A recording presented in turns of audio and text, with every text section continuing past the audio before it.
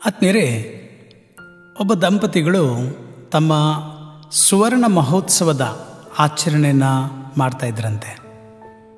ತಮ್ಮ ಮದುವೆಯ ಒಂದು ಸುವರ್ಣ ಮಹೋತ್ಸವ 50 ವರ್ಷ ಆಗಿತ್ತಂತೆ.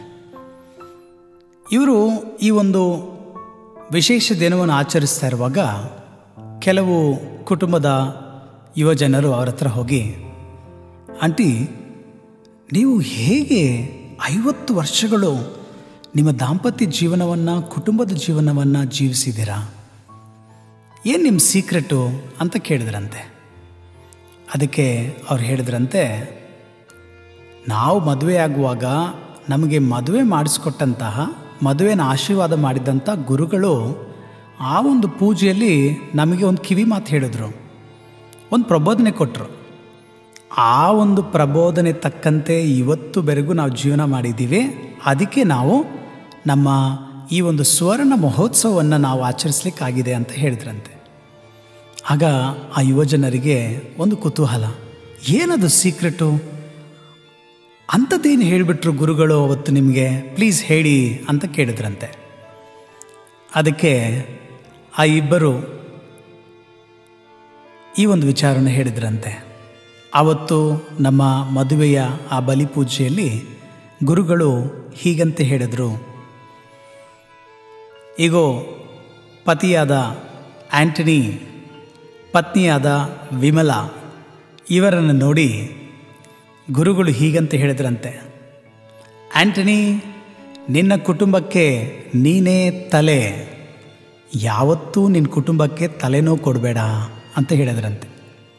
ಹಾಗೆ ವಿಮಲವನ್ನು ನೋಡಿ ಅವ್ರು ಹೇಳಿದ್ರಂತೆ, ವಿಮಲಾ, ನಿನ್ನ ಕುಟುಂಬಕ್ಕೆ ನೀನೇ ಹೃದಯದಂತೆ, ಹಾರ್ಟ್ ಅಟ್ಯಾಕ್ ಕೊಟ್ಬಿಡಬೇಡ ಅಂತ ಹೇಳಿದ್ರಂತೆ.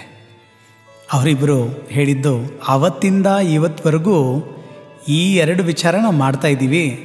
ಅಂದರೆ ಅವ್ರು ಹೇಳಿಕೊಟ್ಟಂತೆ ಕುಟುಂಬದಲ್ಲಿ ಯಾವತ್ತೂ ತಲೆನೋವು ಕೊಡಲಿಲ್ಲ, ಕುಟುಂಬಕ್ಕೆ ಯಾವತ್ತೂ ಹಾರ್ಟ್ ಅಟ್ಯಾಕ್ ಕೊಡಲಿಲ್ಲ. ಇದೇ ನಮ್ಮ ಜೀವನದ ರಹಸ್ಯ, ಯಶಸ್ವಿನ ಸೀಕ್ರೆಟ್ ಅಂತ ಹೇಳಿದ್ರಂತೆ.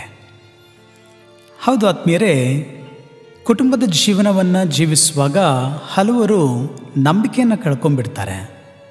ಯಾಕೆ ಈ ನಂಬಿಕೆ ಹೋಗ್ಬಿಡುತ್ತೆ ಅಂತ ಹೇಳಿದ್ರೆ,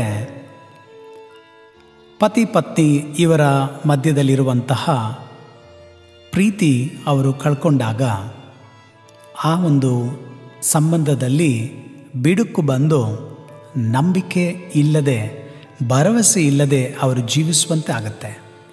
ಕುಟುಂಬದಲ್ಲಿ ಶಾಂತಿ ನೆಮ್ಮದಿ ಹೋಗ್ಬಿಡತ್ತೆ.